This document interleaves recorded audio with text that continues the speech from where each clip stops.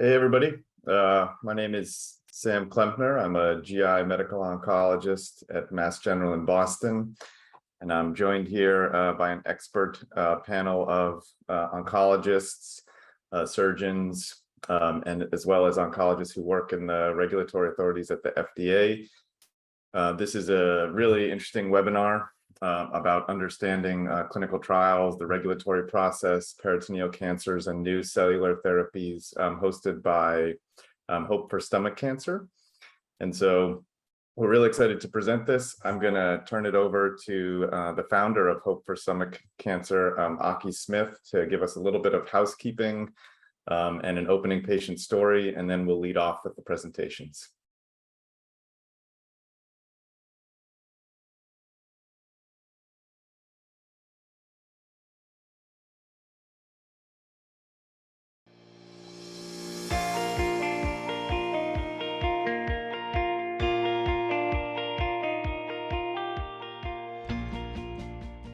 Hello there. My name is Aki Smith, and I'm the Executive Director and founder of Hope for Stomach Cancer. Before we begin our really amazing, important webinar called What You Need to Know About Clinical Trials, I just really quickly wanted to share some of the free resources we offer here at Hope for Stomach Cancer. On our website, you can receive a free Hope in the Bag, which is a free patient navigational kit that comes with the NCCN guidelines and the navigational binder. We also have various different support groups with oncologists and surgeons, and they're monthly. Please sign up for those. They're amazing. You can also join our closed private Facebook group, and you could discuss everything that you've seen here on stomachcancersupportfb.org. We have wonderful Hope webinars that have been pre-recorded along with the slides, which you can find at hopewebinars.org, as well as different upcoming webinars. And of course, just join our newsletter. I think our newsletter is pretty great at just sharing what's going to happen and keeping us connected. So without further ado, I'm going to transfer you over to our patient story, and then we'll proceed with the webinar. Thank you so much. Hi, my name is Suzanne Ottinger, and I have stage 4 gastric cancer. I was diagnosed September of 2021. My PD-L1 score is 10. So I started on Opdivo, Xgeva for my metastasis through my bones, and I did 8 rounds of FOLFOX, and I'm currently on the 5FU, still with my Opdivo and Xgeva. I get it every 3 weeks with Neulasta support. I've had excellent treatment response. My endoscopy showed that my tumor was gone. There's still an ulcer where my tumor was, but the biopsy, even of the ulcer area, there was no cancer. And then my scans show that throughout my bones, there's sclerosis and that scarring, which is also treatment response. So my disease is not considered measurable, so I have not been able to get into a clinical trial. At the beginning, when I was looking for clinical trials, that's what I was told. Now, a year later, I'm having great treatment response, so I'm again not eligible for a clinical trial, but I know that myself, and I'm sure most people on this call, are one scan away from bad news and needing to look for different treatments. I'm not excited about going on Cyramza and Taxol. It doesn't seem like it extends your life all that much. So, excuse me, my first question is about measuring the disease. The liquid biopsies, the Signatera, the Garden, I had both of those done, but it was a little bit too late in my treatment to really get much information with those. So I'm just curious, are we looking at using that more often with treatment and measuring the disease? My second group of questions would be about the new emerging biomarkers and the immunotherapies connected with them. And just where do you begin? Can you get 2 immunotherapies at once? Do you have 2 biomarkers at the same time? If you've been on one immunotherapy and your T cells become exhausted, is another immunotherapy going to work? Also, the compassionate care. When can a doctor use one of these treatments, even if it hasn't been FDA approved? Do any of these fall into the compassionate care program? And then I would love to hear the CAR T-cell therapy. When would that be used? Who can it be used for? And how successful is the trial going? So those are my questions. And I'm sure I'll have more questions because the more I hear the doctors speak, the more questions I have. Thank you. Good night. All right, those are very, very common questions and all excellent questions. I think just a few housekeeping things as we get going here. So everybody attending is going to be muted. You'll see the presenters and the slides. Feel free to type questions into the Q&A section. It should be a little button at the bottom of your screen. And then we'll have time to cover as many as we can at the end. So the order is going to be myself talking about sort of an overview of what are clinical trials, what's a phase 1, what's a phase 2. Then we're going to have Dr. Shruti Gandhi from the FDA talk a little bit about clinical trial design and how to move drugs towards ultimate approval. And then Dr. Yang-Yi Wu talking about some clinical trials in the area of peritoneal disease and how we think about managing these patients, which is a very common question. And then finally, Dr. Ritika Mehta will be talking about CAR T-cell therapy. She's involved in several of the CAR protocols and will be giving us sort of overviews and updates. So I'm going to go ahead and lead this off and share my screen here.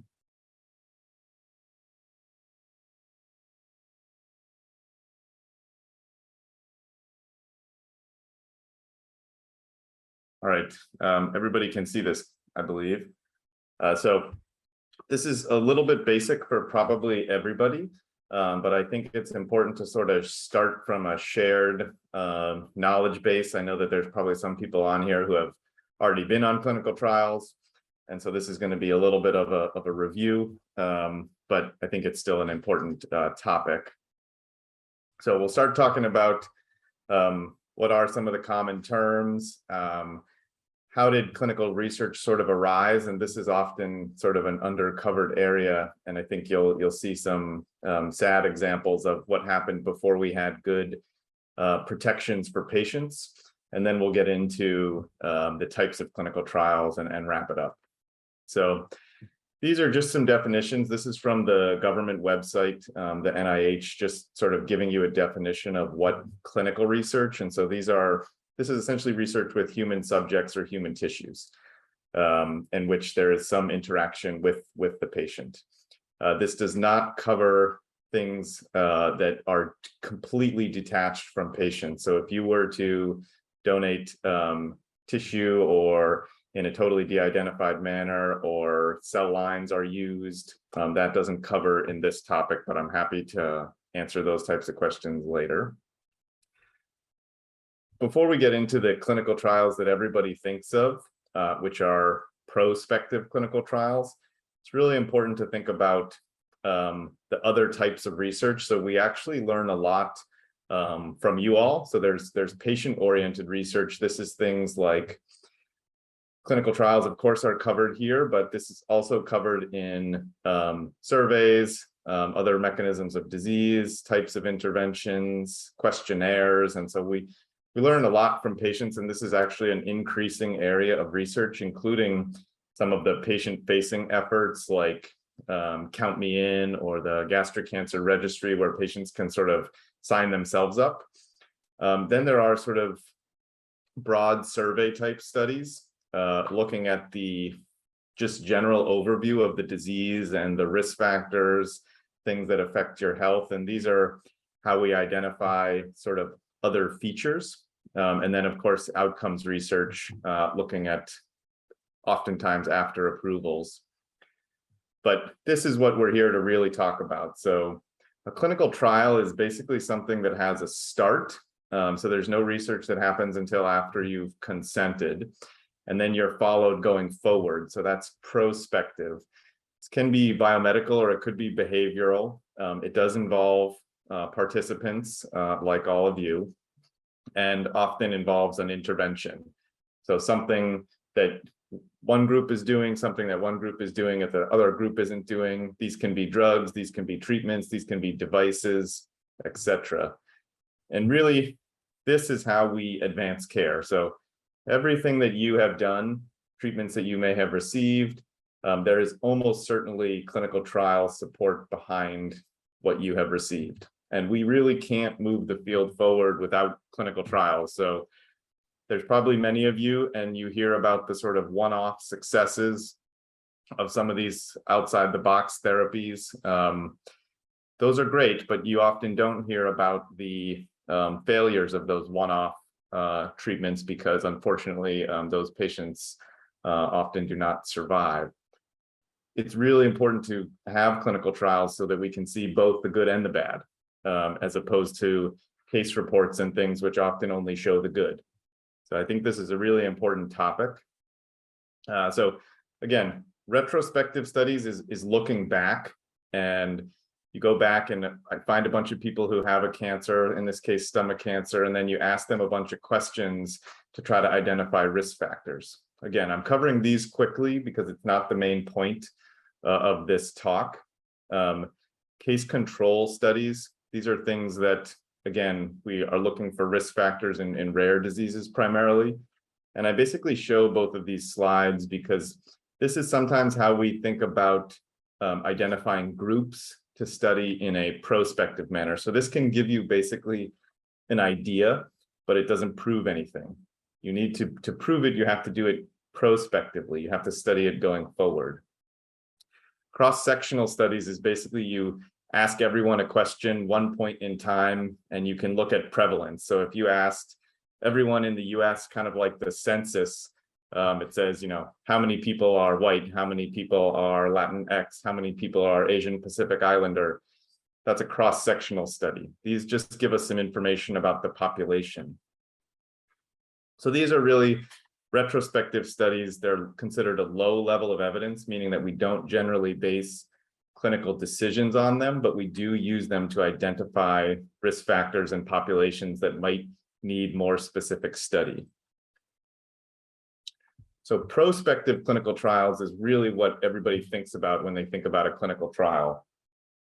The first questions is it safe? And then, is it effective? And then, is it better than what's already out there? And these are the questions that, people ask when they come into the clinic, because these are the most important things we need to know. When we're thinking about clinical trials, in order to answer these questions, we have to think about, what are our endpoints? And certainly I'm not going to cover this in detail because I think that Dr. Gandhi will be covering it. How many events, how many patients do you need to study to feel like you have some confidence in saying, okay, this looks like there's a signal that this might be working? And then what else can we learn from the participants? And this is where a lot of the blood and a lot of the biopsies that you're asked to undergo are trying to support the conclusion. So we might say, hey, this drug looks promising, but then from the biopsies, we might be able to learn and say, hey, it looks like it's really only working in this specific group of patients who have these gene mutations or these immune features. So the biopsies are a lot to be asked of you, but it's unfortunately currently the main way that we learn about how our drugs are working and identify really who are the people who are most likely to benefit. Because in a perfect world, you'd only give the drug to someone who's likely to respond. Unfortunately, we need to do a lot of work before we can get to that place. So the first question is, why not just do it all in mice and then just make it available to everybody? So there is a lot of sad history in clinical research, and it dates back many, many hundreds of years. So this is really just for reference to see how far we've gone. But dating back to the 1600s, they actually just would propose a trial, which is really just they did it of bloodletting for fever. And then you see this has moved through the years. And really, there was no protections for any patient. So who knows what the physician or the provider would tell the participant. They could say, yeah, this is guaranteed to work. There was no protection for the patients until actually, sadly, relatively recently. This is a really, really sad example. So we have to be very careful about vulnerable populations, meaning that in order for someone to know what they're signing up for, they have to be free of coercion. They have to understand the language and be able to read or have other ways of understanding the consent. We can't take advantage of people who are unfortunately a captive audience, like people who are wards of the state or prisoners. And there are some really sad examples in our own history that are kind of embarrassing. So this goes back the story of sort of the protection. So the Nuremberg Code resulted from several of the Nazi experiments on people to provide protections against things like that ever happening again. There's the Declaration of Helsinki, which is a structured group of ethical principles about how do we know if we think someone understands what they're signing up for.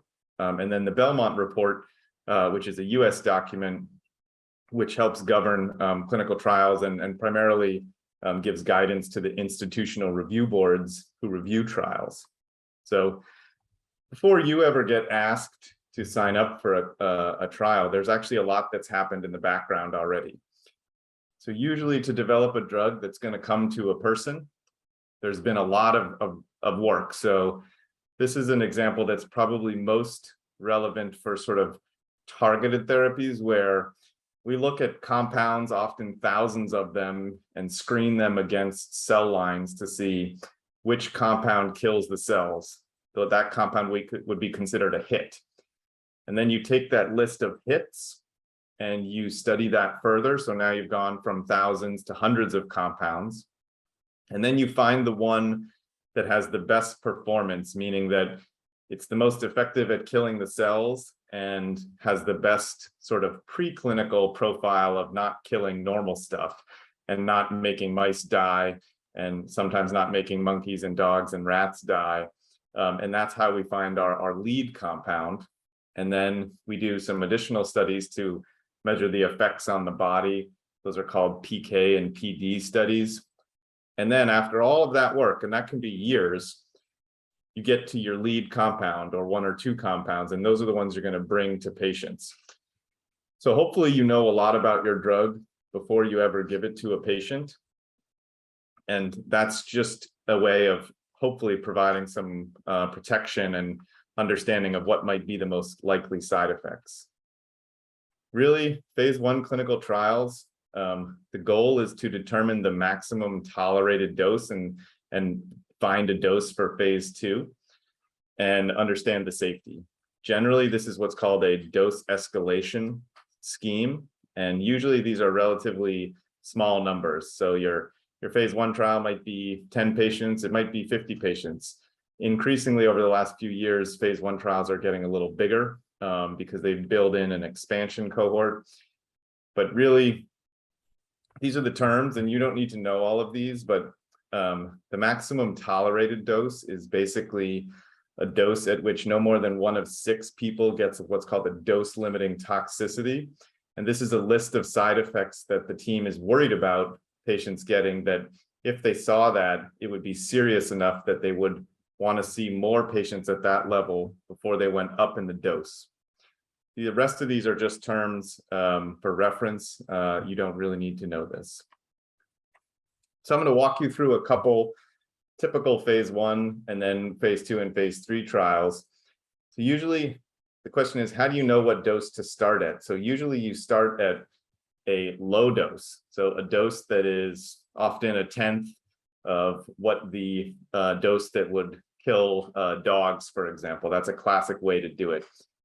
And this is an estimate because the first job is to make sure it's safe. And then we increase the dose, and this is the typical dose increase schedule, what's called a Fibonacci sequence, usually 3+3 design. And so if your physician ever says, hey, this is a 3+3 trial, then this is what they're talking about. Skip this. All right, so here's an example. And I picked non-stomach cancer trials intentionally. So this is a lung cancer trial, and this is how ALK was developed. So ALK is a target in some lung cancer patients, and they had a lead compound, in this case, PF023, bunch of numbers, and it looked good in cell lines and mice and everything else. And so they brought this pill to patients, and the hypothesis is that it's going to work in patients. But the first question is it safe, and what's the best dose? So here's the dose escalation scheme. It's a 3+3 design, and these are the DLTs. So this is in the protocol. You probably wouldn't see this on a consent form, but this is what we're looking for on the back end. So did any of these things happen? That would make a warning sign for us that there might be a side effect. I'm going to skip this. This was what the phase 1, you see the different doses across the top, and these are the side effects that people had in the actual phase 1, and red was a dose limiting toxicity. So that's why there's more people in that dose level than the other dose level, because they had to enroll more patients to make sure the drug was safe. So phase 1 trials are used to define the safety, the side effect profile, and then the dose to go forward. And people often ask, am I going to respond? And unfortunately, we actually don't know very well in phase 1 trials, but we do have to start somewhere. So in patients that may not have a standard of care option, phase 1 trials enter in the discussion of management. Phase 2 trials are looking for efficacy signals in the target population. So you want to expand the number of people. Let's say you saw something in phase 1, maybe 3 out of the 15 patients responded, and you noticed that they all had Claudin 18.2. Then you would want to do a phase 2 trial looking at your drug in only Claudin 18.2 positive patients. And these are bigger trials because you need more numbers to make a confident estimate about effectiveness. And this depends on a bunch of factors that we don't need to go into. These are some terms. So clinical trials often happen in a certain space. And so first line is your first combination of treatment that you get in metastatic disease. In gastroesophageal cancer, this is usually FOLFOX or CAPOX. Second line means you got one prior therapy and now you're changing to something different. This is often Taxol and ramucirumab or FOLFIRI.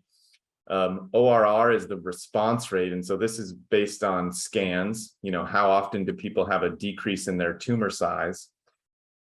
Progression-free survival, so this is basically from when you started on the trial until your scan shows growth, what's the average time? And this is a common thing that we discuss with patients, and people want to know, how long is this going to work for me? And sometimes we know that, and sometimes we don't. And disease-free survival is the same thing, but for non-metastatic patients. Usually, and again, you don't need to know this specifically, but how we're designing these trials on the back end is classically in what's called the Simon 2 stage, if there's only one treatment. So you say, if X number of people respond, then we're going to add more people to make sure that we feel confident the response rate is real. That's basically the design question. Again, waterfall plots. If you look at posters from conferences, this is something you'll often see in a phase 1 or a phase 2 trial. Basically, each bar is a patient going down. The dotted line is everyone below the dotted line counts as a responder, meaning they had a tumor shrinkage more than 30% of measured size. And then the colorized is usually by type of response. So this gives you an overall picture of how did people do on the trial. In this case, everybody had a decrease, and so this would be a very promising clinical trial to see numbers like this. We also have to monitor closely the side effect profile in phase 2 trials because you want to make sure that it reflects what you saw in phase 1. It should be pretty similar as you just add more patients. So phase 2 is really about finding that signal of, is this looking promising? Usually these are single arm studies. meaning there's no placebo, everybody gets the same treatment. Sometimes there are randomized phase 2 trials where one arm gets the experimental combination and the other arm may get a more standard therapy.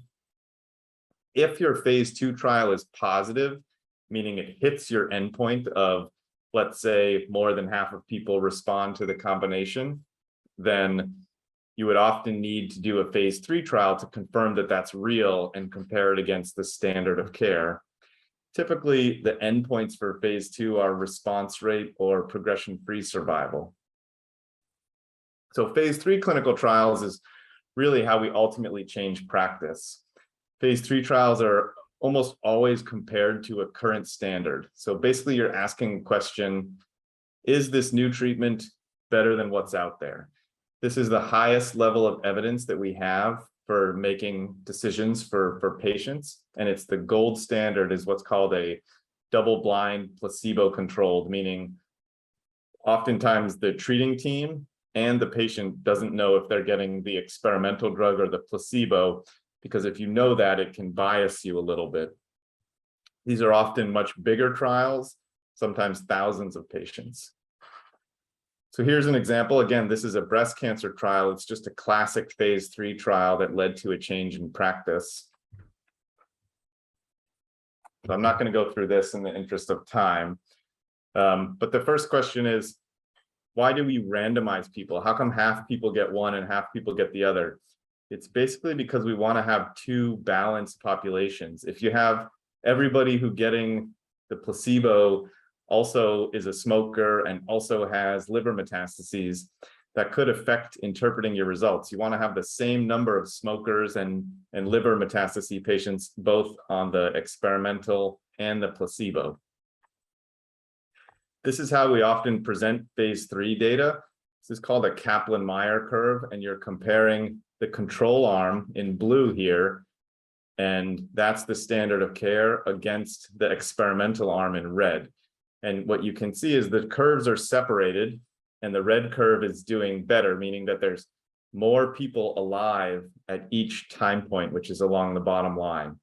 So this is what you want to see for a phase 3 trial. This suggests that your intervention, your new drug, is better than the standard. We often look at subgroups to look for trends. So for example, in chemotherapy plus immune therapy, some people may want to know, well, does it work as well in people with peritoneal disease? So peritoneal disease may be a subgroup, and this is where we look for trends and insights into sometimes biology. I'm not going to go through this. Phase 3 trials are complex and very expensive. They often cost companies hundreds of millions of dollars. And so it takes a long time to get them launched and operational, but they are still the best level of evidence. I'm going to skip through this. So phase 3 is what changes practice. This is the highest level of evidence. We call it level 1 evidence. Usually the classical endpoint is survival. So did the people who got the new drug live longer than the people who got standard of care? These take a long time to get the results because we need a lot of people. And usually you discuss these with the FDA before you start, because you want some guidance from the FDA about, if we hit our endpoint, is the government going to think about approving this combination? Phase 4 trials is something that's not talked about very much, but these are trials that after a drug is approved, to understand how it works in the real world, because not everybody who gets the drug in clinic is exactly the same as people who were in the clinical trial. This is a post-marketing, so they monitor to see that, is the outcome similar to what was in the clinical trial? Are there new safety signals? Can we learn from real-world patients? So I'll stop there. We're going to save questions for the end, and I'm going to move on and let Dr. Gandhi introduce herself, and I will stop sharing my slides.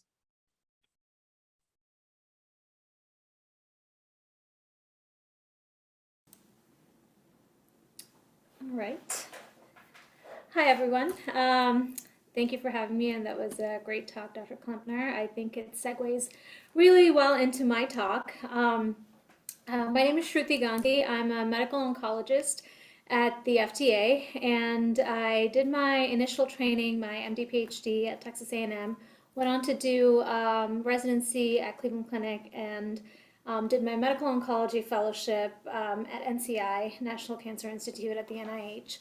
And so organizations like this STOCAN Gastric Cancer Awareness Network, they're really close to my heart, because as an NCI fellow, we did see a lot of patients who were directly referred to us through these kind of organizations, where people heard about clinical trials through a friend of theirs, or through a network, through a Facebook group.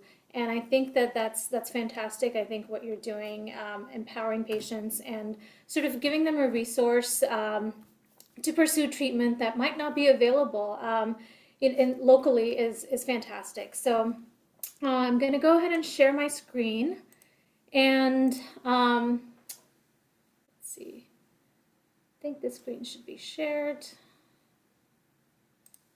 Let me do that again. All right. Okay, so I think you should be able to see my screen now. So my talk is going to be focused on the kind of clinical trial design and endpoints we want to see to support U.S. drug approval. And based on the questions and the earlier patient preview, I think those were great questions. And I sort of hope to answer and address those issues more from a regulatory standpoint, which is my expertise. And so I'll tailor this more to gastric cancer, but I feel like this is something that hopefully all of you will find very useful. No financial disclosures. So the outline of my talk is going to be a little bit to inform you about what the FDA and the OCE, which is the Oncology Center of Excellence, does. Then talk a little bit more about cancer drug development and the clinical trial endpoints that we often see with trials, especially for certain rare diseases such as biomarker specific gastric cancer. And then the approval pathways and the programs we use to accelerate drug development. And like Dr. Klempner said, I'll take questions at the end. And so the FDA overall, our mission is to assure the safety, efficacy, and security of drug and biological products, as well as medical devices, food supply, and radiation products. We understand that cost is an important issue, but within our legislative purview, we cannot take into account cost or payment issues. So during the review of a drug, the cost of the drug is unknown, and that's not something we take into account as we go ahead and approve a drug. So the FDA also does not regulate the practice of medicine. And by that I mean that we can approve a drug for a certain indication, but the actual clinical judgment that is reserved for the clinical provider, we cannot regulate that. We cannot regulate the practice of medicine and how a physician or a clinical provider chooses to give that drug. And so the regulatory framework within which we work really is tailored to meet safety and efficacy requirements. And so for drugs, the Food, Drug, and Cosmetics Act is what enables us to do what we do essentially. And for biologics, which are products such as vaccines, monoclonal antibodies, blood products, the Public Health Services Act is in place to ensure that review takes place in a thorough manner, there are safety and efficacy parameters that are met.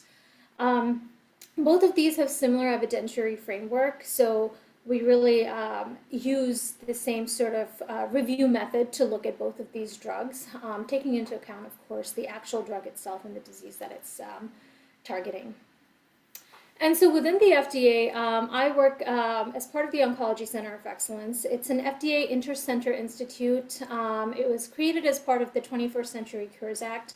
And we really have 3 centers which work sort of very closely with each other as needed for approval of drug products. So CBER, which is the Center for Biologics Evaluation and Research, will look and approve biological products.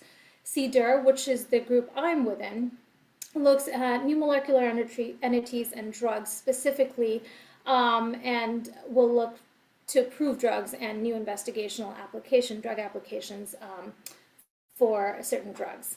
And then CDRH is the Center for Devices and Radiological Health. So this is the center that's sort of devoted to medical devices and approval of radiological health products. And so all of these divisions employ, again, a huge number of very talented statisticians, oncologists, medical oncologists, surgical oncologists, pediatric oncologists, as well as groups that are specific to their area of approval. So for example, the Devices in Radiological Health will have a larger number of radiation oncologists and radiologists, as well as engineers and people who are more equipped to deal with the mechanical aspects of certain devices.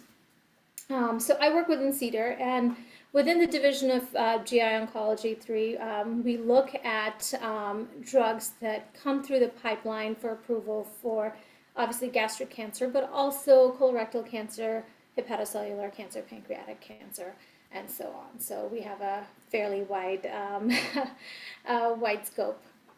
Again, this is just my division. So we actually have 4 other divisions besides myself. They deal with hematologic malignancies, 2 of them, and then the other 3 deal with solid tumor malignancies.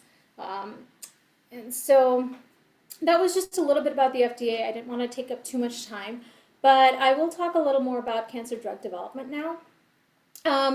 One of the things I think patients often want to know about is what are the challenges we encounter as we are approving the drug, and even prior to approving, as we are going through the process of looking at whether or not a clinical trial is appropriate for a certain type of drug.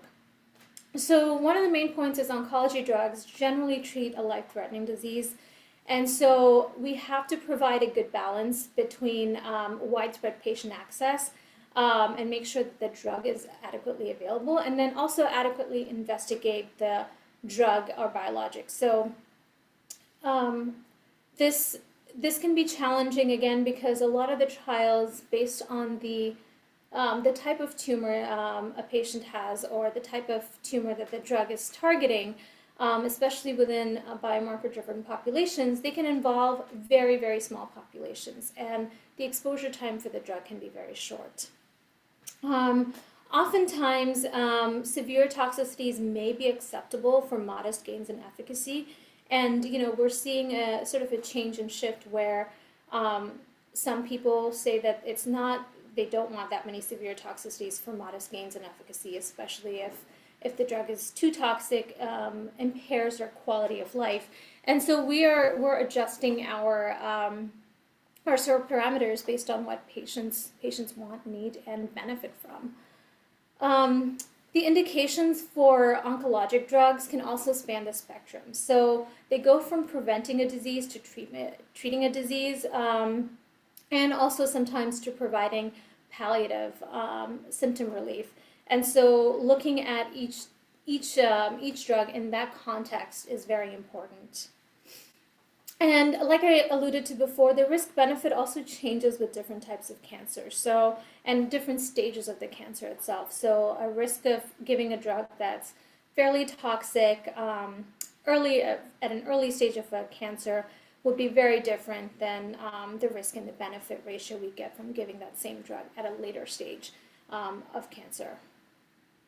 And lastly, there are ethical concerns with trial design. So we are always trying to make sure that the drug is, for example, using an appropriate comparator arm. The sponsor, the pharmaceutical company, is using an appropriate comparator arm to make sure that we're treating patients with the best available care as opposed to the drugs. And again, as Dr. Klemper mentioned, we have to make sure that the patients who are enrolled in these trials are well informed. They know the risks of taking this drug. They know there might be possible benefits, but there might be other drugs out there that could be treating their cancer and have been FDA approved and have known survival benefits. So we sort of always have to balance that even as we go through the drug investigational process and approval process. And the other thing that is quite challenging now, and again, we're getting more data from real world to sort of prove this, is that observations we see in clinical trials are not always predictive of the real world experience. So this is especially true when in clinical trials we see a drug causing a side effect, an adverse reaction. It is relatively easy, given the controlled circumstances that the clinical trial is conducted under, to know whether or not to attribute the adverse event to the drug. However, in the real world, it's very difficult to attribute causality to the drug. It could be to the drug, it could be to the disease itself, it could be due to both.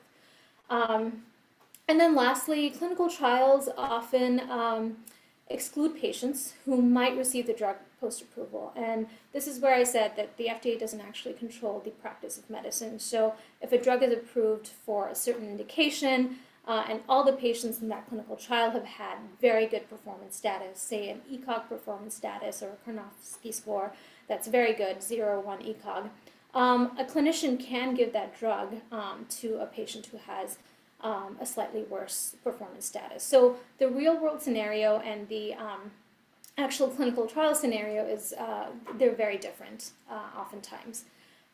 Patients who also have brain metastases are excluded from clinical trials historically. And then end organ dysfunction, we see a lot of restriction when patients have severe hepatic impairment, severe liver issues, severe kidney issues, and are just below that lab cutoff for their GFR or for their liver enzymes. Those patients won't be enrolled in clinical trials, but oftentimes in the real world, they do end up getting the drug. So we don't see the same populations get them. And lastly, and this is again something we're really trying to address quite throughout the drug development process and in all different types of diseases, but there's inadequate demographic representation. So we do see that a lot of drugs that are being tested in clinical trials have a patient population that, for example, is not representative of the patients in the US who suffer from that disease. So they don't enroll the appropriate or the adequate amount of patients who we expect to be treating with that drug if approved in the US. And so we have several measures, and we're sort of enforcing diversity guidelines to make sure that the drug is being tested in a patient population that it's supposed to help. We don't want, and this is something that I think has been talked about in the medical community in general, we don't want to have trials that just occur in a single country with a single ethnic group, because that would not be, that's usually not how disease presents itself. And then the last thing I want to say is that oftentimes healthcare quality and attention is greater for clinical trial patients. And again, this occurs because we do have in clinical trials research nurses and patient care coordinators who are reaching out to patients, seeing how they're doing, talking about symptom control and management. And in lots of real-world scenarios, that's really difficult to do due to the constraints in the healthcare setting. And so just in general, when a clinical trial is being done, we see that the attention to detail is a lot more, and we pick up things that would not be easily picked up in the real world. And lastly, as I said, there's frequent off-label use of the drug. So clinicians are free to practice care as they want to. And so, if someone has marginal performance status and that was not a group that was tested in that clinical trial, in the phase 3 trial, a clinician still might think that a patient would benefit from that drug. So they might give that off-label use. So the main point is that when we're reviewing drugs at the FDA, when we're looking at whether or not this drug is will benefit patients, we do have to be flexible, efficient, and interactive, specifically with the sponsor. We have to be, again, consistent, thorough, and independent in our assessment of the drug itself. And we want to make sure that the regulatory burden is not too stifling, is not going to be preventing the approval of a drug that might actually benefit patients. But also, on the other hand, we want to make sure we take into account the DATs, delayed safety findings, which is becoming a huge feature, and making sure that their risk-benefit, the side effect profile versus the survival benefit profile is balanced. So I want to say just very quickly that this is, again, based on the previous talk by Dr. Klempner, a drug goes through several phases of investigation. So there's pre-discovery phase, which is here in gray, where the compound or the drug is tested, just screened through. And then preclinical phase, which is part of that. And it's actually where the drug is tested in animal models. This can take about 3 to 6 years. The clinical trial phase, where it goes from early phase trials to late phase trials, phase 1, 2, and 3, that can take a very long time, up to 6 to 7 years. And as you can see, the number of patients that they can gather is up to, in the thousands.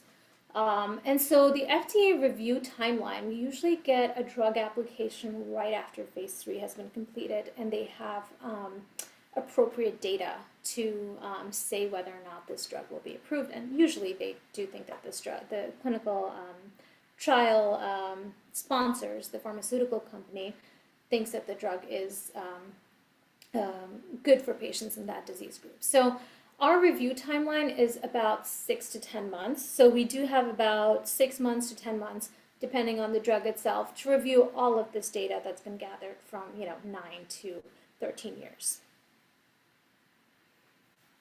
So the process that this goes through, initially when someone thinks a drug is, when either a sponsor, a pharmaceutical company, or academic clinician, someone who works at a university or a medical center, thinks the drug is should be tested in a patient population, they have to submit an investigational new drug application to the FDA. And investigational means that any experiment in which a drug is administered or dispensed to or used involving one or more human subjects. And a drug is anything that's recognized in the US pharmacopoeia, the homeopathic pharmacopoeia, or really any compounds, any over-the-counter medication that's available that's intended for the use in diagnosis, cure, mitigation, treatment, or prevention of disease. So there are really 2 IND categories. If a pharmaceutical company comes to the FDA and says, hey, we have this drug we'd like to investigate for the use in gastric cancer patients who have metastatic disease, it's a commercial IND. And if we have an investigator, again, someone who's at a university, a medical center, and they want to look at the drug, also want to look at its efficacy, but really look at how does it affect the tumor biology, how does it affect the circulating tumor cells, how does it affect metastasis. That's usually a research or a non-commercial IND. So an IND is really needed anytime trials in humans are conducted in the US. And at the FDA, we have multidisciplinary teams which review the INDs. So we have biostatistics if statistics are involved. We have manufacturing and chemistry experts who want to look at how the drug is manufactured, if it's appropriate, if it's safe, if it's consistent. We have non-clinical toxicology experts who look and see if the studies that were done in animals have been done appropriately and actually reflect a good dose to be started in humans. We have clinical pharmacologists who will look to see if the drug is metabolized appropriately, if the drug needs to be avoided with some other drugs or some other types of food, or if the drug can be taken on an empty stomach, if it needs to be taken with food, and so those kind of things. And of course, there are medical oncologists who look at the safety of the drug overall, and who also look at the study design and see if this is something that is safe to be given to humans. So as part of the review process, if we have any questions, we do send information requests to ask the sponsor or the investigator, why are you doing this? Are you sure the patients are being told that this is very clear? Are you telling the patients these are the side effects? Please revise, please clarify in your informed consent form, in your protocol, the reasons for doing all of these things. So we do have a very interactive process with the sponsor, and we have 30 days to review any investigational new drug application and to make a decision. Based on the interactions we have with the sponsors and how they revise the application if we have any concerns about patient safety, we do say if everything looks good, we say the study can proceed, it may proceed, or it may proceed upon revisions to the protocol or the informed consent document. Or if we are really concerned about the safety of administering this drug product to people, we will just put the IND on clinical hold. We don't like doing that. We do, especially if it's a research IND, and we want to make sure that investigators and drug companies, we want to make sure that the drug is out there, and if it has any potential benefit, it is available to patients. But so we really try to work with the sponsors and say, hey, this is something you need to revise to make sure that this is safe for patients to be given to. And as part of that, once an IND is approved and a safety event occurs, say a patient has neutropenia, a patient has a very severe side effect such as stroke or hemorrhage, they have to report it to the FDA if it's a suspected adverse reaction, if it's serious, and if it's unexpected. So if all three of those things meet that safety event, they are absolutely required to report to the FDA. Sometimes when things are sort of not, if things are expected, if they're not unexpected, things like neutropenic fever that you might expect with a certain type of drug, that would be okay to not immediately report. We usually do get reports of this, but if it's a serious suspected adverse reaction that is unexpected, it is up to the investigator or the sponsor or whoever holds the IND to send us a report of that so we can keep track of it. So that was a little bit about cancer drug development, and I'll go into clinical trial endpoints now. Again, as Dr. Klempner mentioned in his talk before, we really focus on both the safety and efficacy when we look at clinical trials and whether or not a drug is beneficial to patients. So safety, we usually characterize it by adverse events as reported by the investigators. Oftentimes we do get single-arm trials where there's just one trial where a group of patients in one arm are just given the drug, and then there's no control arm or comparator arm. And so single-arm safety data, we do find of limited value because we don't know if the safety event actually happened due to the drug or due to the disease. In oncology, again, we have traditionally accepted higher drug toxicity due to the very high mortality rates associated with cancer. And then in terms of efficacy, we use efficacy endpoints, which I'll talk about just shortly, to look and see if the drug is beneficial to patients. So taking the safety and efficacy data together with the disease, the available therapy that's out there for patients, and the current state of science, the goal of the FDA's review is to answer, does the drug product provide meaningful clinical benefit to patients? And I do want to talk a little bit about the traditional dose selection strategy because I feel like this is, again, very important for certain types of cancers where we are looking more and more to see if, there's certain subgroups, biomarker-driven populations that can benefit. So in the past, we've had chemotherapy, and the goal of dose selection was to find a maximum tolerated dose, was to give the patient, using a dose escalation at 3+3 design, to find what dose the patient could tolerate with no limiting toxicity, dose limiting toxicity, which is DLT. And there are a few patients at each dose. There's a short observation period for each of the DLTs. And the emphasis really is on DLTs, but not other safety things. So we don't look to see how does the patient do a month from now, what are the long-term side effects of the drug. Once the MTD is reached, in the past, patients with any type of cancer were given either the MTD, the maximum tolerated dose of the drug, or a control, which could be the standard available therapy or a placebo. And this would be the kind of phase 3 trial that would go on for drug approval. But as you all probably know, and as I could tell from some of the questions I received, cancer drugs are changing. So I have two graphs here. They're for lung cancer and breast cancer. So the top left here, you can see in the 1940s to up until the 2000s, chemotherapy was predominantly used for lung cancer clinical trials and was approved because it showed efficacy.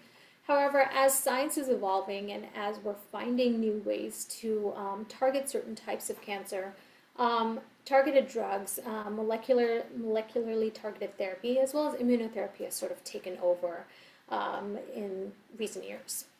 And it's the same with breast cancer. Up until almost the 2000s, cytotoxic chemotherapy used to be predominantly used.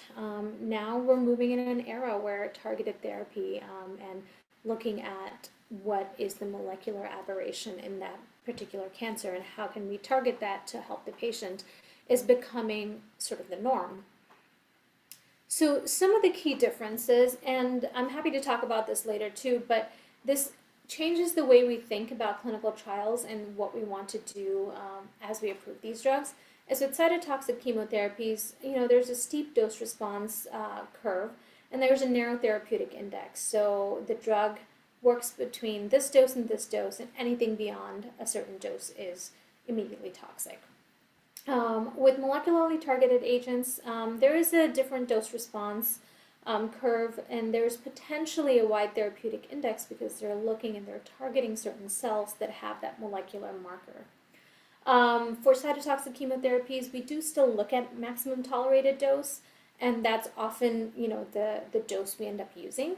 With molecularly targeted agents, we don't need to have a maximally tolerated dose, and that's not always reached. So a patient doesn't have to keep taking a medication at higher and higher doses until they're experiencing certain toxicities, dose-limiting toxicities, for the drug to be effective. So the drug can be effective at a lower dose where patients may not experience as severe of a toxicity. Again, with chemotherapy, there's fixed number of cycles, short duration of treatment often, and for certain targeted agents, you keep taking the treatment for months, and then you can also have serious toxicities that may occur later. With chemotherapy, because we've been giving it so much in the past, we do know which ones occur and which ones are predictable. We know how to manage them. And then we can stop certain chemotherapy agents, allow patients to recover, and then restart. With molecular targeted agents, we do care more about the long-term toxicity because the patients will be taking this drug for a long, long time. And we want to make sure that, quality of life is also important. How you feel when you're taking the drug and how much of your life you can live is very important. So oftentimes these patients don't have the luxury of time off from treatment. So we do take into account the toxicities that occur later on. And this is just to highlight some of the things that I think are remarkable about how we used to treat and how we used to think about cancer drugs and how we think about them now. So for dose-limiting toxicities, this is from the NCI CTCAE guideline. So usually grades 3, 4, and 5 of diarrhea are considered dose-limiting for any drug. And as you can see, it's pretty severe. So having an increase of more than 7 stools per day over baseline and hospitalization indicated is really, really bad diarrhea, and that's considered dose-limiting toxicities.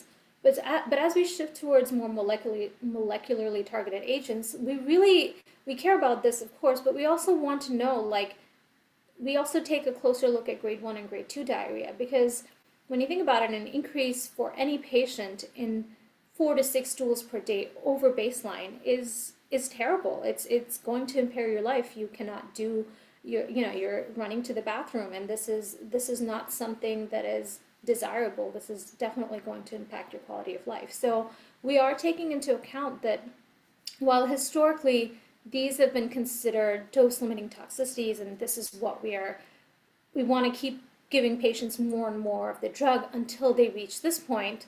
Now we're saying, hey, let's see how patients do with this drug with regard to even grade 2 diarrhea, and how are they tolerating the drug, and is this something that's reasonable to be giving to them over a long period of time. So with poor dose optimization, that's something we've been really, really pressing with one of the one of their projects at the FDA. It's called Project Optimus, where we want drug companies not just to come in with drugs, but really optimize the dose and really say, like, this is the best dose for the patient in this disease group with minimal toxicity and efficacy. And so if they don't do that, they have failure to bring drug to the market because they haven't actually evaluated the drug very well, and that's what we're requiring of them now. There's a very high frequency of dose modifications at approved doses, which again is not good for patients.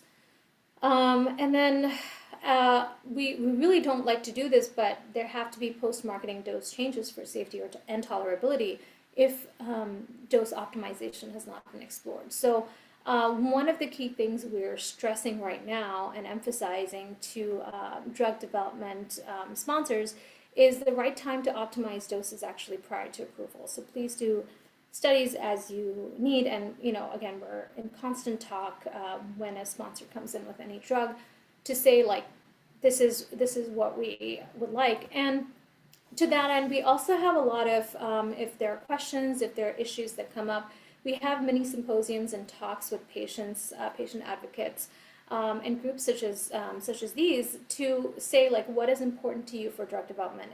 If you have gastric cancer, if you have resectable gastric cancer, this is metastatic gastric cancer, and you've received certain treatments, what are the endpoints that are important to you as patients, and how can we incorporate those into clinical trials?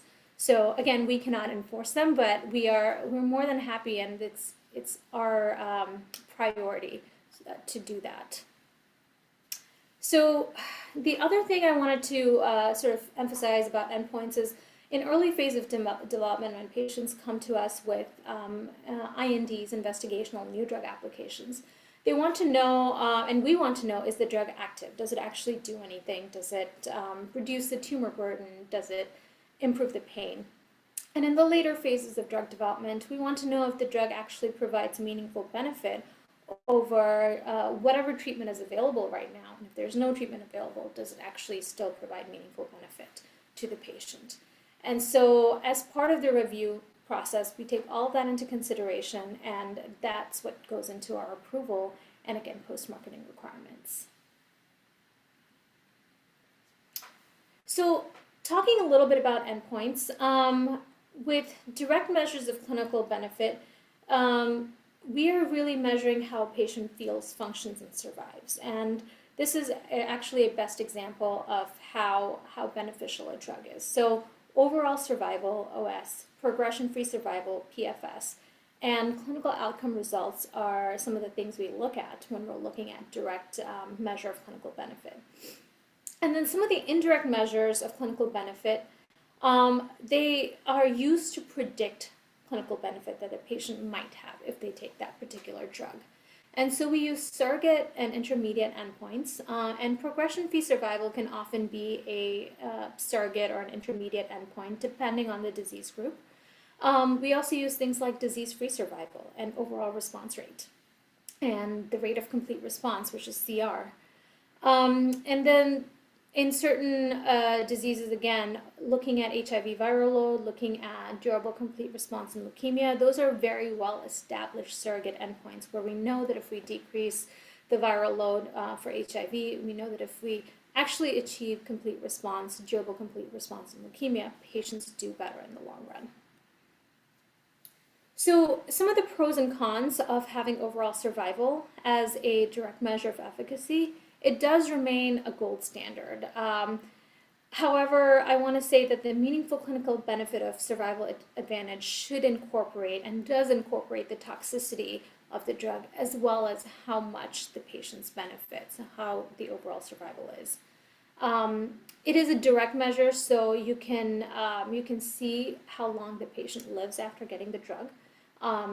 It's yes or no, so there's no bias. The event is pretty clear and known to the day, so the event would be the date of death, and you measure overall survival from looking at when patients started getting the drug to when they passed away. And so it's very easy for us to get an exact measurement. And it also, because the patients are followed up for a long time, includes information regarding safety, long-term information, which is really valuable to inform us of the toxicity the patients might experience.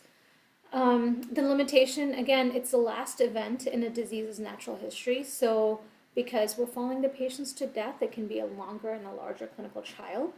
It does require a randomized control trial, and it can be confounded by crossover. Let me see. And then clinical outcome measurements, I think these are also really, really important, and we're focusing more and more on these. Some of the observable concepts, such as diarrhea and vomiting, and non-observable concepts, such as pain and itching, are all used to evaluate whether or not a drug is beneficial and look at its toxicity profile. So we use patient-reported outcomes for that. I'm happy to talk more about the strengths and limitations, but I do think I'm running out of time. And then the indirect measures of efficacy are things like response rate and progression-free survival occasionally. And so again, I'll go through it very quickly, but because these are indirect measures, we look at overall response rate, or how much does the tumor shrink based on radiographic evidence. We can capture it very quickly, and we can see whether or not this drug is working. The limitations really center around more ascertaining whether or not actually having a intermediate benefit will result in a long-term benefit. So yes, the tumor shrunk, but is it going to help the patient live longer? And it's also difficult to measure sometimes if you have peritoneal carcinomatosis or ill-defined lesions, and it's often subjective too.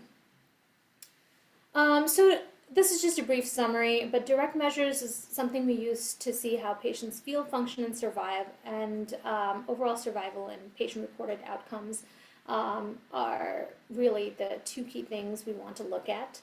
And indirect measures are really things that will give us a high degree of certainty that the surrogate endpoint is going to predict clinical benefit. And then we have some unestablished measures, which I won't go into. I'll go quickly over the approval pathways. So there are two approval pathways, the regular and the accelerated approval. And for regular approval, we do want a direct measure of clinical benefit and a well-controlled clinical trial that takes into account the evidence of safety and efficacy. And there's no comparative efficacy, so as safe and effective as existing therapy, allowing for non-inferior design. So if a drug is just as good as what's available on the market, that's something that we look at for regular approval. Accelerated approval also requires safety and efficacy evidence, and it's only for serious or life-threatening diseases, but it can be based on an indirect measure. So we can look at overall response rate and see how much that tumor has shrunk when these patients have gotten the drug. So it provides for earlier events, smaller, quicker trials, but the flip side is that the drug product must show that it's better than approved therapy, existing therapy. And so you are sort of comparing it to see, will approving this drug make it provide better survival benefit? And usually they are required to complete a post-marketing trial, phase 4 trial, as Dr. Klempner mentioned, to confirm the clinical benefit. And this is just sort of a summary here.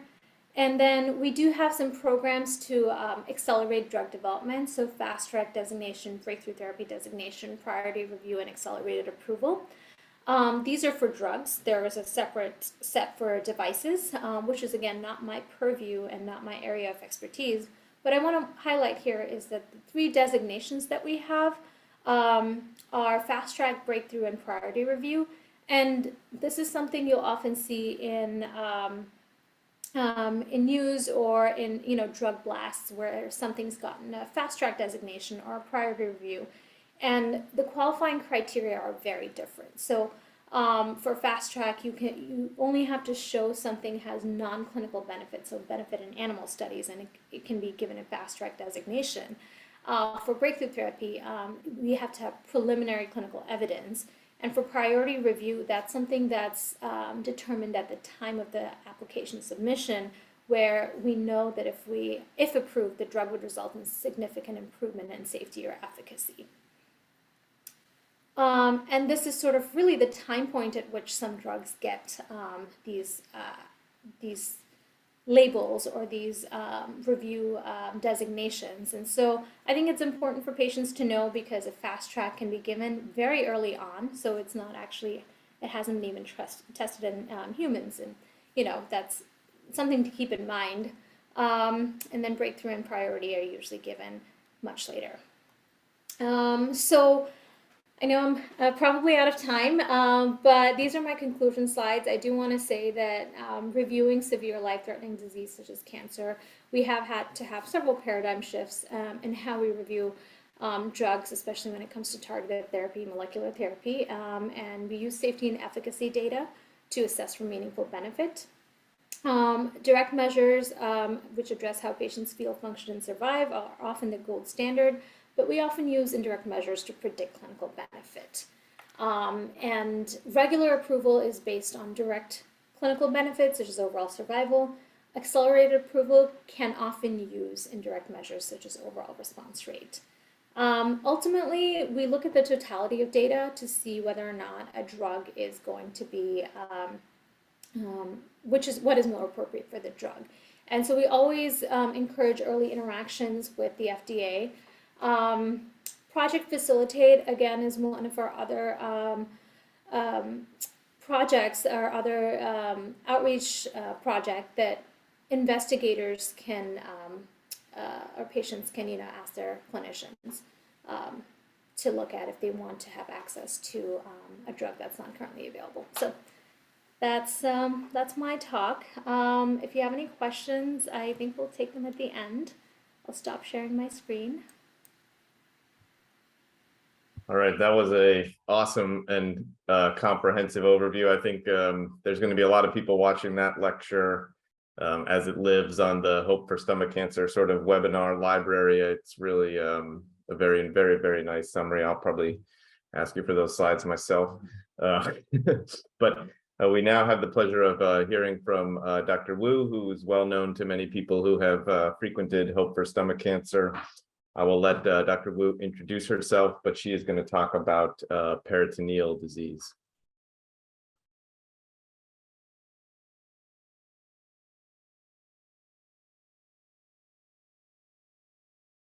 Hello? Can you guys see me? Yes, we can, and we can see your slides. Great, thank you. And which slide do you see? These are the speaker note slides. Okay, give me 1 second. Let me do it again. There we go. And stop sharing. Hold on.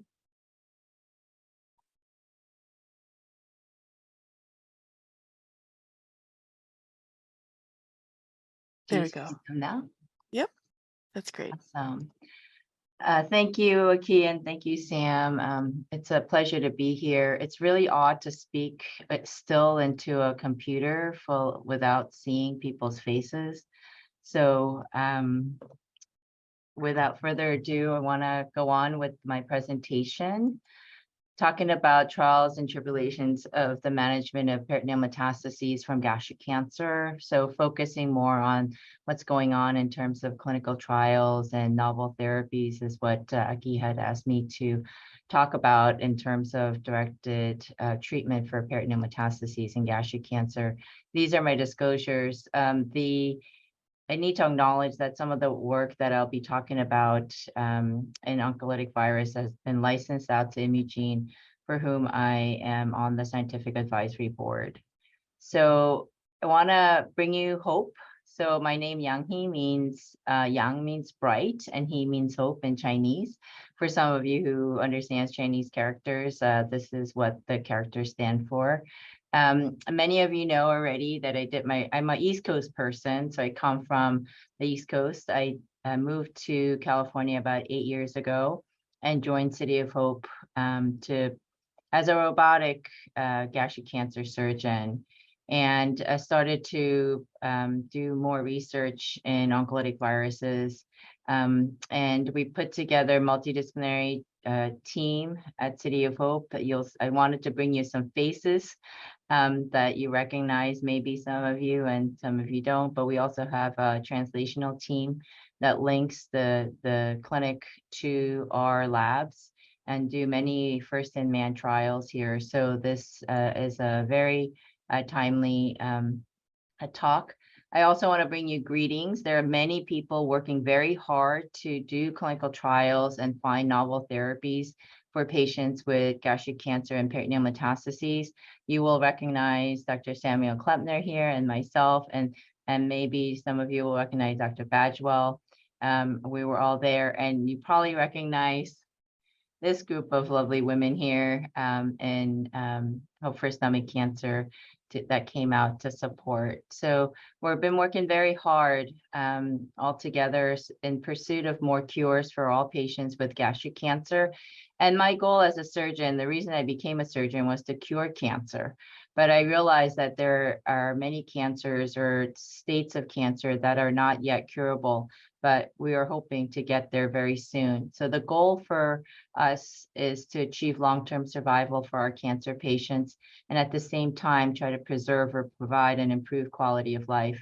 This is very important, and we want to do this by bringing the best of science. Science exists and surgical innovation exists now, and our goal is to bring this all to you. So we fight different battles to find a winning strategy for one person, but together we fight a war that we can find a cure for everybody. So what's happening? What have we done so far? The horizon for hope, there is hope for stomach cancer patients. As you can see, that survival has improved dramatically in the last decade in gastric cancer care in the United States. This is data from the SEER database. Overall survival, however, even though the earlier cancers have improved outcome and perhaps the locally advanced cancers look like we're doing better, we're not doing so well still in the advanced cancer. Stage 4 cancer outcomes still remain poor, and we need more and better cures. Looks like we're doing better at staging, maybe local regional control with surgeries, better systemic options, novel therapies that are coming out. And in the recent data, National Cancer Center database that was published, it looks like we have reached 42% overall survival in gastric cancer in the US, but still we are doing poorly in gastric cancer patient management for the patients who have metastatic disease on this end. So what are the clinical trials? What are we doing? Well, many decades, 94 randomized controlled trials. So we just heard about trials, good trials that give us novel therapy and strategies that improve cancer patient outcome. Well, there were over 94 randomized controlled trials in the last several decades to provide significant improvement in gastric cancer care. But failures of current therapy exist in the peritoneum, which is very high. And these systemic therapies may not 100% make it into the peritoneum. And many questions are left unanswered in terms of how effective these therapies actually are in patients with peritoneal metastases. So, to understand, peritoneal metastases is the leading site of metastases and the cause of therapeutic failure in gastric cancer patients. 60% of patients with gastric cancer at the time of autopsy are found to have peritoneal metastases. It's the leading distant metastatic site at the time of initial diagnosis in US gastric cancer patients. And after FLOT plus gastrectomy, if you are going to recur, 56% of those who recur occur in the peritoneum. And for those who have peritoneal metastases, even though some have achieved longer survival, this is sort of the median survival that we still quote. There exist disparities in gastric cancer peritoneal metastases. Younger adults under the age of 40 years old are more likely to present with gastric cancer and synchronous at the same time peritoneal metastases and have worse overall survival. Hispanic Americans are more likely to present with peritoneal metastases than are non-Hispanic whites.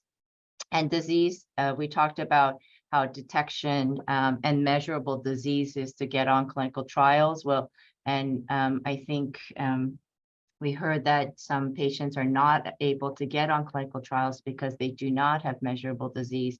And peritoneal disease is one of those diseases that may not be able to be detected on a cross-sectional imaging like a CT scan or a PET scan.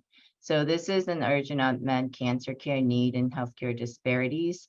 Some of the barriers, we know that barriers to treatment of peritoneal carcinomatosis. Peritoneal carcinomatosis has a very distinct therapeutic challenge that may be a little bit different from the primary tumor or liver metastases. It's very difficult to diagnose. There is delays in identification until there is high tumor burden. It needs to get to a certain size to be seen on a CT scan, or patients become symptomatic. The blood-peritoneal barrier protects these tumors from IV therapy, which can't really reach it 100% of the time. And as there was a question raised in the beginning about immunosuppressive microenvironment. What happens if your T cells are exhausted? Well, in the peritoneum, the microenvironment is very immunosuppressive, allowing the cancer cells to grow and have less effects, anti-tumor effects by the systemic drugs that are there. As we talked about, disease is not measurable often, and patients do not qualify for clinical trials. And although we're getting increasing information, little is known about the effects. So I wanted to bring up something very important for some of the patients that are diagnosed with gastric cancer, that diagnostic laparoscopy for peritoneal staging is very important. Positive peritoneal cytology is a way to stage the gastric cancer patient. And then NCCN recommends that we do this for all patients that have more than early cancers. Best performed prior to neoadjuvant therapy, even if you're going to go through chemotherapy for curative intent. I think there is some role to look at repeat diagnostic laparoscopy for patients with low PCI score, that with a goal of perhaps conversion therapy. And at surveillance, it's not often done, but if the patient is healthy enough and there is high risk for peritoneal metastases, it's something to be considered. And for patients who need tumor biopsies for genomic testing and they're healthy enough, it's something also to be considered to see what's going on in the peritoneal metastases. So guidelines, I move on to some directed therapies. What are the current guidelines about intraperitoneal chemotherapy? Not the systemic therapy, but the chemotherapy that we give into the peritoneum to directly affect these tumors. Well, it's experimental, both for guidelines from the US and guidelines from Europe. So the NCCN guidelines say hyperthermic intraperitoneal chemotherapy or laparoscopic HIPEC may be a therapeutic alternative for carefully selected patients that are stage 4 in the setting of ongoing trials and under clinical investigation. And for ESMO, they have a very similar kind of guideline. A lower PCI score has been associated with better prognosis, and patients with limited peritoneal metastases might be appropriate candidates for cytoreductive surgery and HIPEC. However, evidence is limited and risk must be balanced. So in practice at City of Hope and elsewhere, there are clinical trials in the United States with HIPEC, but at City of Hope, we do a very, very, very selective patient by patient basis in order to determine whether HIPEC is offered to our patients. So what are the treatment strategies? The treatment strategies are systemic chemo plus cytoreductive surgery for patients with stage 4 disease, possibly with 1 or 2 metastatic sites. And patients with carcinomatosis do worse than liver metastases, but they have systemic therapy can improve peritoneal carcinomatosis patients' overall survival. And what's another strategy? Chemotherapy, systemic chemotherapy plus one-time HIPEC, plus if you can reach a point to get to cytoreductive surgery. These are some of their survival curves. They may improve survival, but PCI scores that are high it doesn't help. But it may help patients with very low PCI score, meaning lower burden of disease in the peritoneum. And the studies that have been done by MD Anderson and Dr. Badgewell, the repeat laparoscopic HIPECs seem to be promising to be able to reach some at some point to get to cytoreductive surgery and help prolong survival. These are they're on clinical trial basis. So I want to give you an example of what this might look like. And this may represent a similar picture to some of your friends and people listening in. 38-year-old man, dear patient, presented with diffuse type gastric cancer. Pre-treatment, he did a diagnostic laparoscopy. You can see here there's a fairly diffuse studying of peritoneal metastases. He underwent FOLFOX or Herceptin pembro. You ask, can you get more than one? This is beyond standard of care. He got 4 or 5 months of this. His tumor progressed, decided that this was time, maybe we got to do something more. We tried HIPEC with 2 different drugs. This is what it looks like. This is the machine. It's not minimally invasive. And we give chemotherapy that's heated into the peritoneum. And luckily and thankfully, we had a really good response after 2 HIPECs. So most biopsies were negative. Everything looked great, but the primary tumor remained. So the decision was to prepare for a clinical trial. And in the meantime, the cancer unfortunately came back. So this is just an example of the challenges that we face. So our patient was diagnosed in December 2019, was given 6 months to 12 months to live at the time of diagnosis. And he thought for other options and other treatments. So there was actually an international, multi-institutional, multidisciplinary strategy of many physicians, surgeons, medical oncologists, including Dr. Klempner, I believe, was also very involved. Systemic therapy plus HIPEC ×2, and then 3 clinical trials he underwent. It was a long and arduous fight. And he lived two years and 9 months, leaving behind a wife and a 4-year-old and a 6-year-old. So we need better treatments and more options. So what are some of the other options that may exist? HIPEC is under clinical trial, both here in the United States and abroad. So it is not the device itself is not FDA approved. We were hearing about FDA approvals in order to get drugs to you.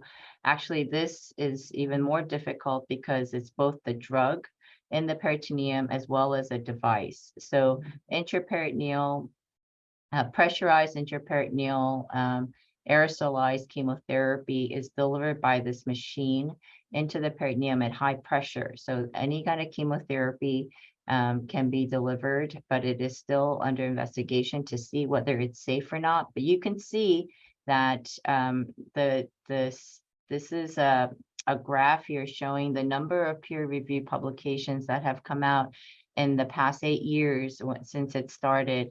And so there's a lot of investigation happening. The blue is in gastric cancer, the orange is for all cancers that metastasize to the peritoneum. The emerging clinical trial results in HIPEC were presented at ISPP, pressurized. So these are some of the leaders in the field. And there's been over 42 clinical trials, 528 were over 528 patients with gastric cancer peritoneal metastases, over 12,000 HIPEC procedures in 40 countries. This is just showing you that it's been done and the safety has been demonstrated. We are doing these trials across the globe.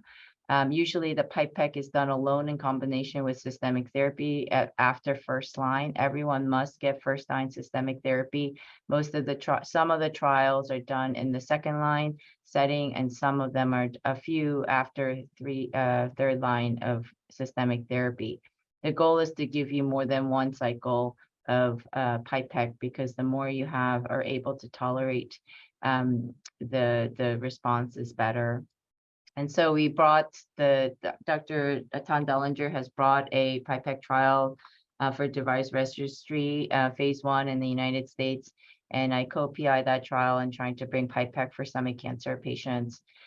This is a list of clinical trials in gastric cancer in the world. However, only one exists in the US. And the multi-institutional phase 1 device registry trial for HIPEC in the US is started at City of Hope. We partner with a US collaborative at Northwell and Mayo with Dr. Marchea and Dr. Whalen. Dr. Raouf has a couple of trials open for colorectal and appendiceal.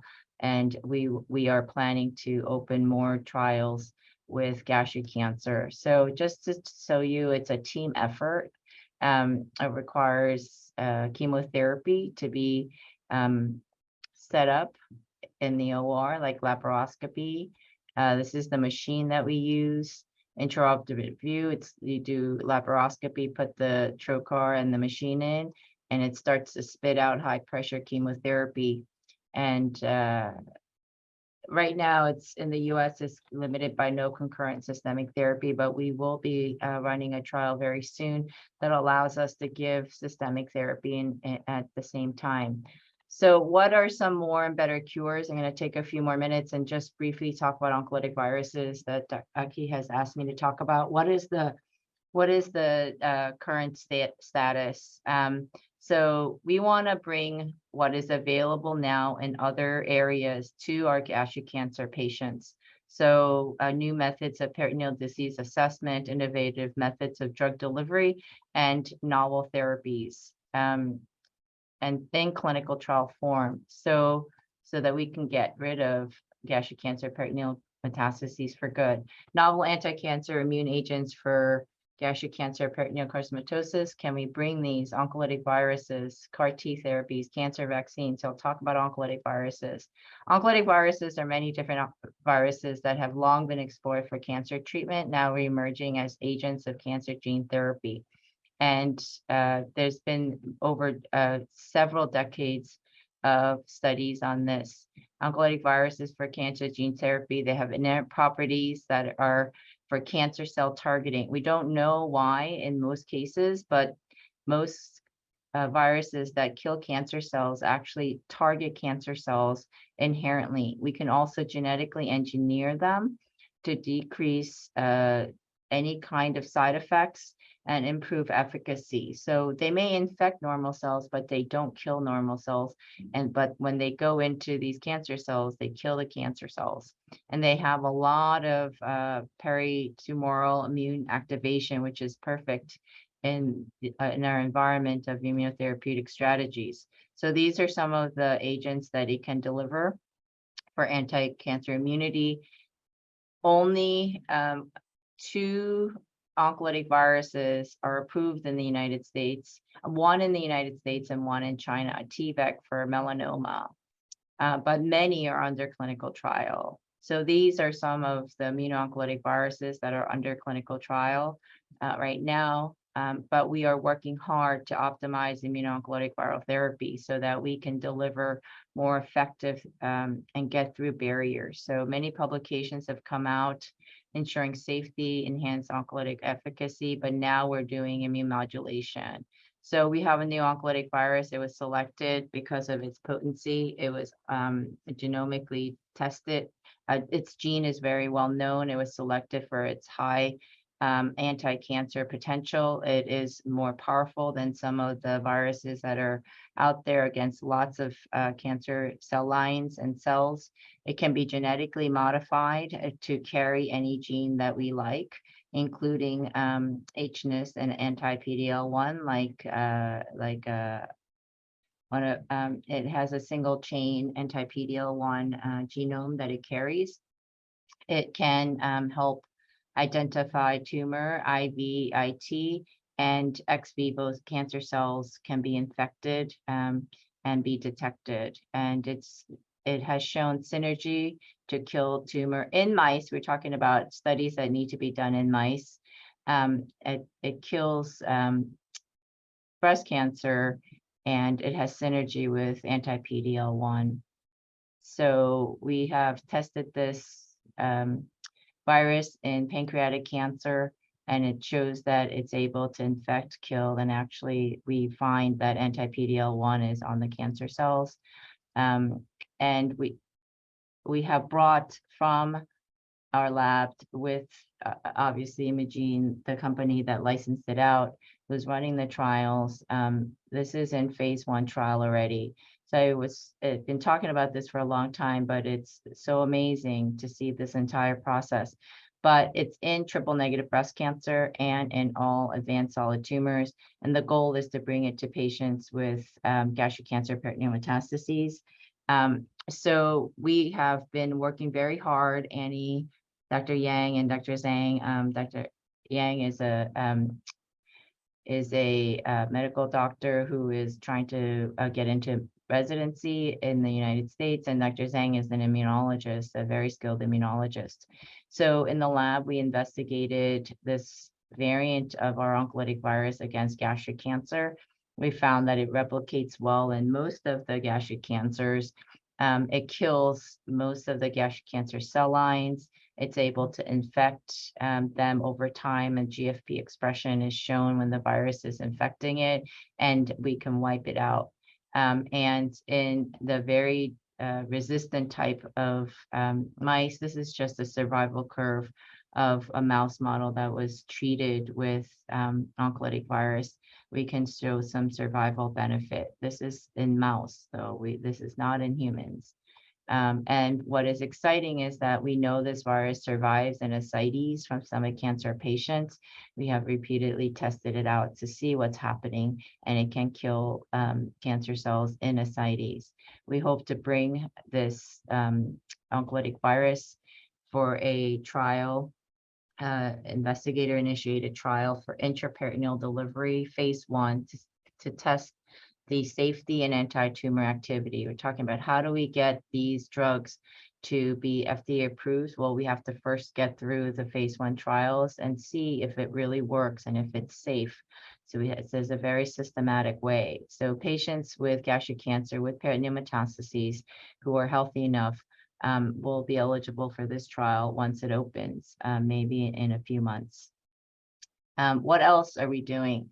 Well, we have some brilliant co-investigators like Dr. Saul Priceman and Anthony Park, who have created oncolytic viruses that express targets with Dr. Fong. And so Saul and Anthony are experts in CAR T, Dr. Fong, and our lab is an expert in OV oncolytic viruses. So we decided to combine them.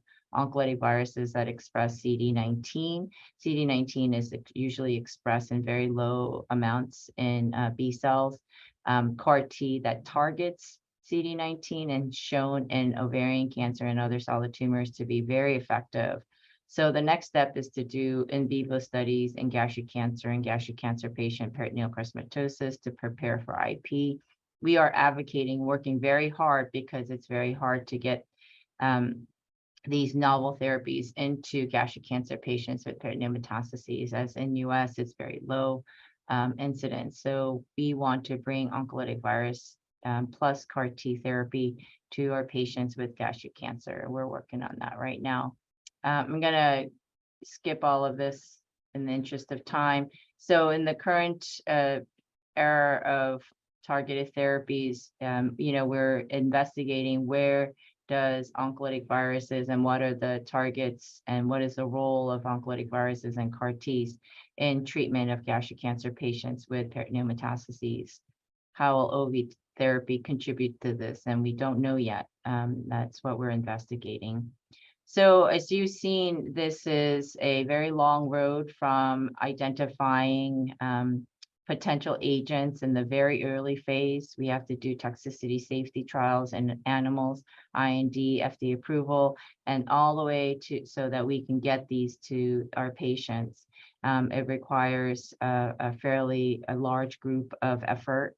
And so I end with this. If you know your enemy, know yourself. You need not fear the results of 100 battles. If you know yourself and not the enemy, for every victory gained, you will suffer defeat. So I ask that we know we get to learn more about our enemy, which is gastric cancer, peritoneal carcinomatosis. This is joined together to develop new strategies.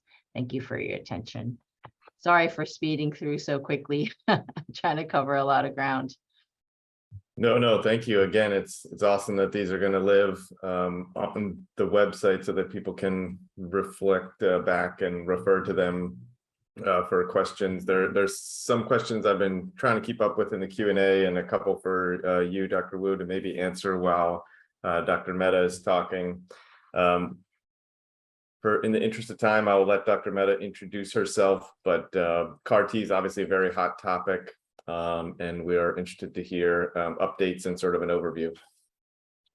Hello, everyone, and thank you, Aki and Sam, of course, for inviting me here today to talk a little bit about cellular therapy trials. But I'm Ritika Mehta. I'm a GI medical oncologist at the Moffitt Cancer Center in Tampa, Florida.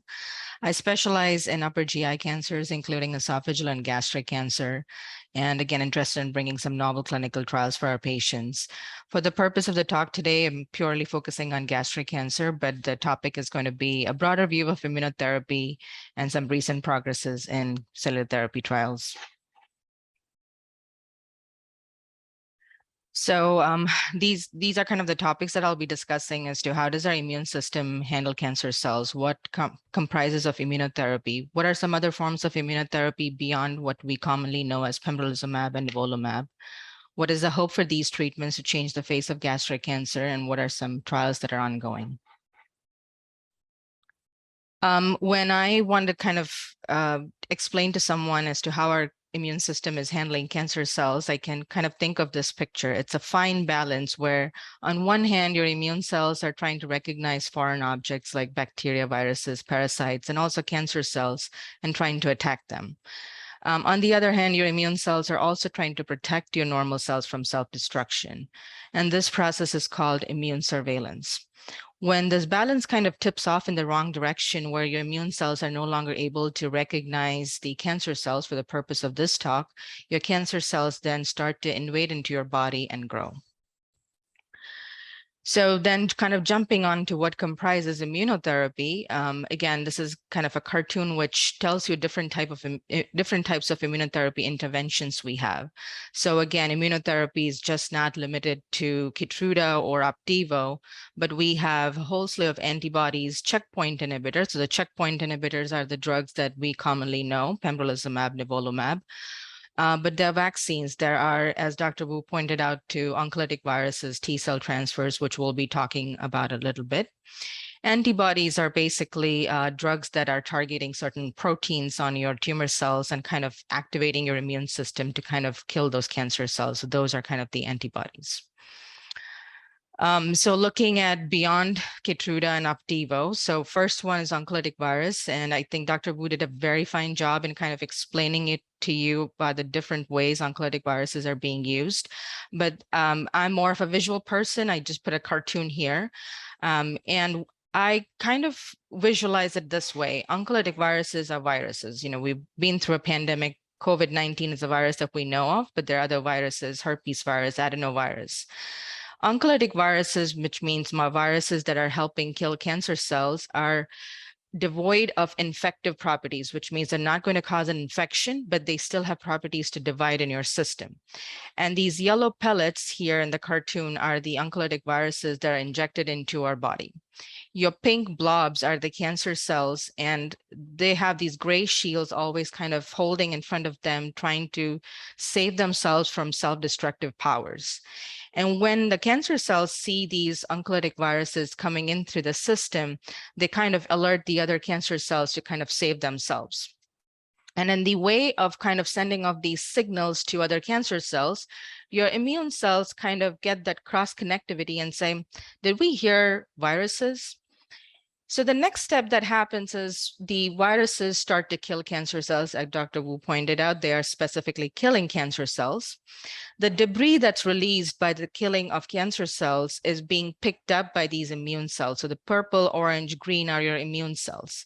So they pick up the debris and they kind of go to the other fighting immune cells and say, hey, this doesn't look like something that should be in the body. Should we be bothered? Should we be activated?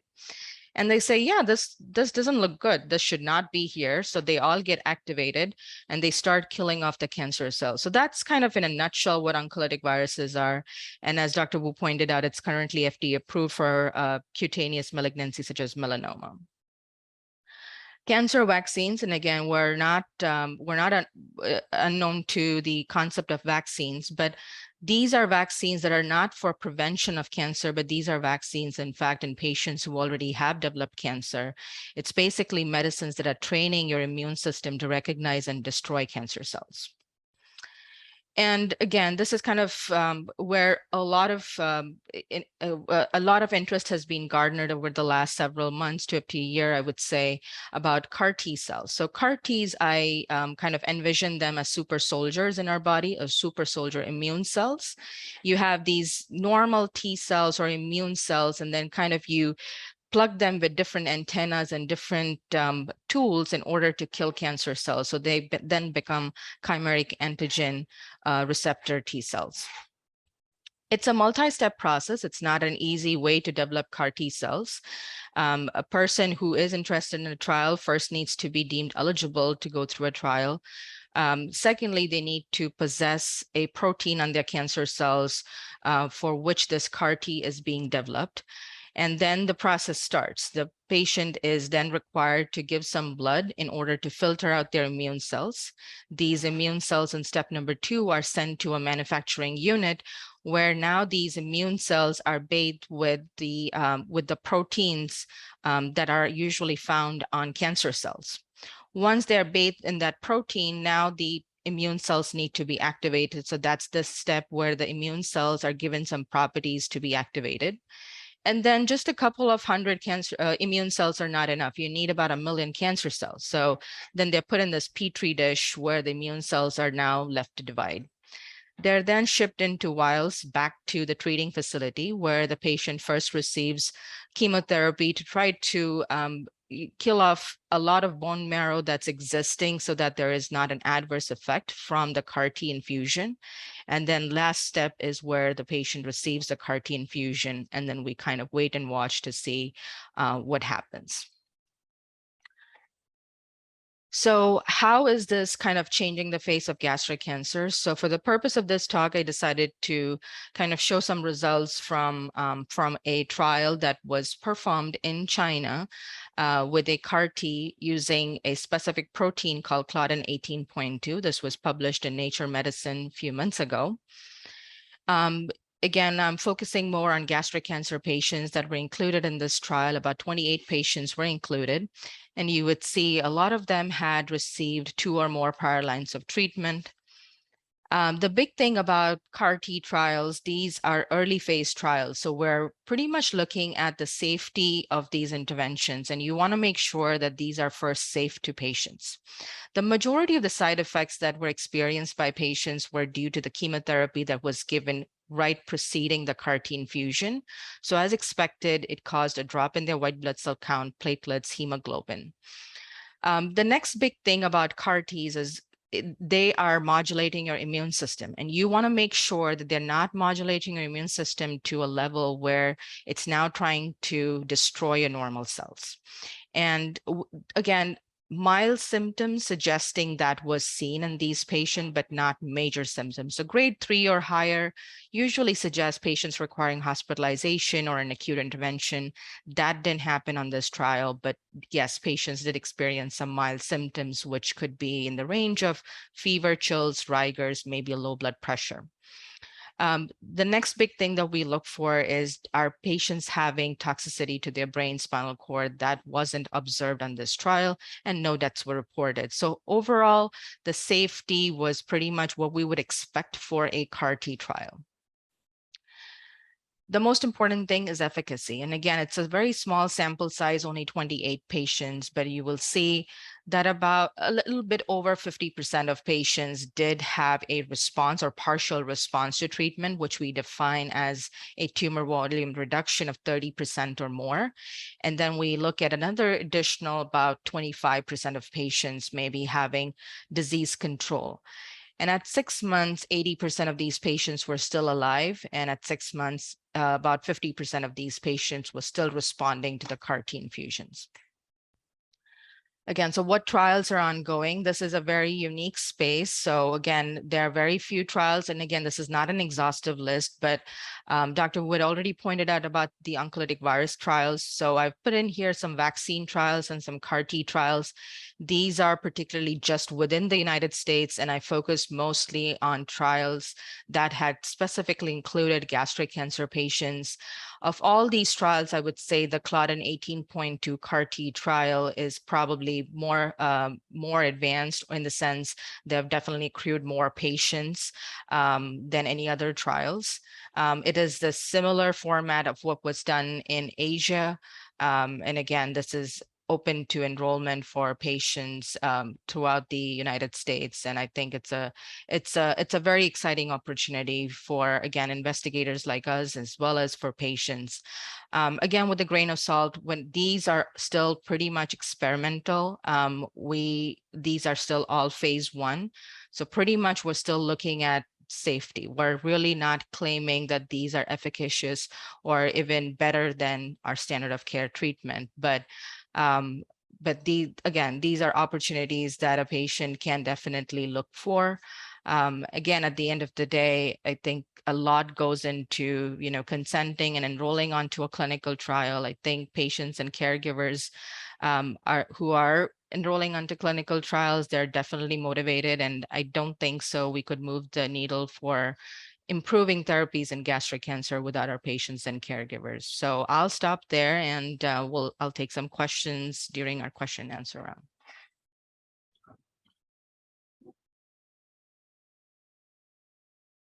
Awesome. That was awesome. I think super common topic, super common question.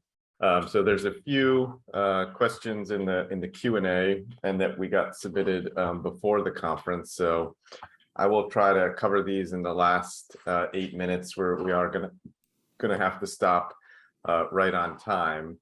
So there is one question, and maybe I'll start with you, Dr. Mehta, on just this one. I don't know if you can see it in the QA about an unfortunate presentation regarding ovarian implant and bladder involvement.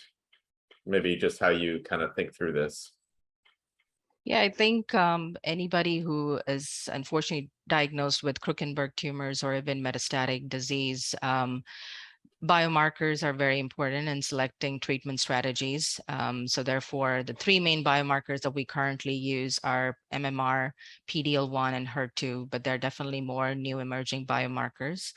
And depending on where someone's getting treatment, if there are clinical trial opportunities, definitely look for clinical trial opportunities. I would kind of start there.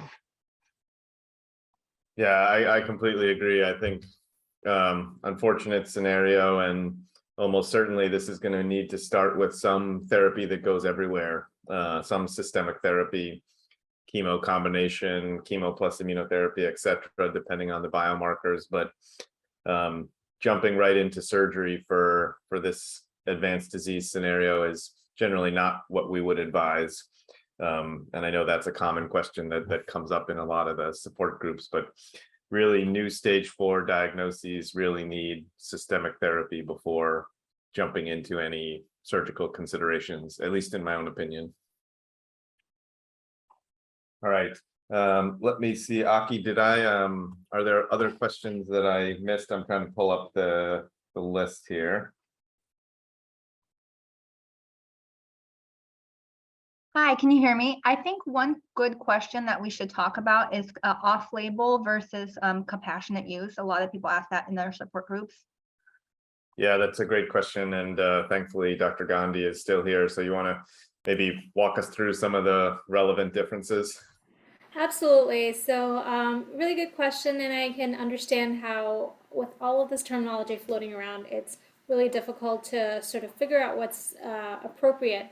But off-label use is, like I said earlier, like when a drug product is approved, there's usually a label that goes along with it saying what it's approved for at what dose.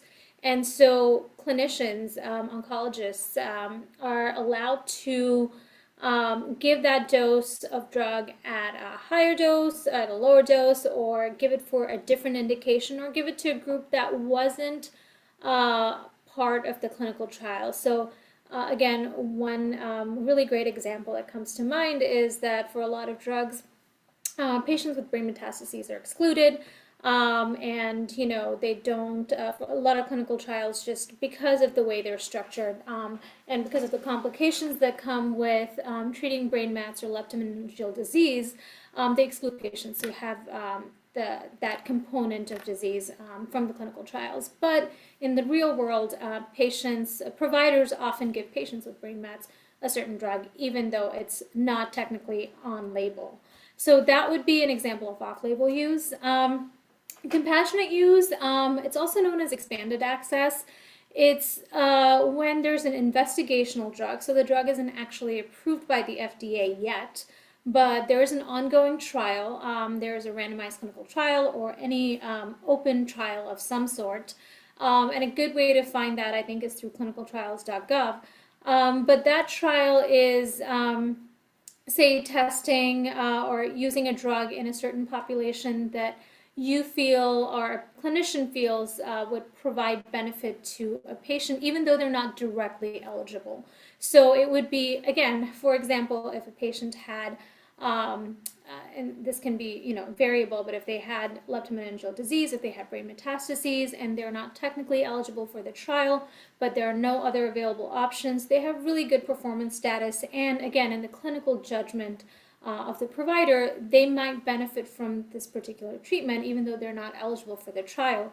They can apply for compassionate use or expanded access. So it would only be for that one particular patient. It's we do get applications for these at the FDA, and I've certainly approved it for patients, but it really is, you have to be aware of the risk benefits. You have to make sure that, the patient's aware and the provider's aware. And we're happy to allow a patient to get a drug if it's going to help them. And I hope that answered your question. Yeah, definitely helped me. Something that comes up a lot, and we've been worked with the FDA a few times on things like single patient INDs for potentially a clinical trial of one person, but that has to also be in agreement with the company or sponsor that makes the agent. There's one last question that I think is probably just a good teaching point for everybody. So there's a question that came in before about someone said both my father and his brother developed stomach cancer. Is this a disease that can be passed on through genes, and is there some sort of testing that would be recommended? So I'll let you start with that one, Dr. Mehta. Just sort of broad overview, I think would be great.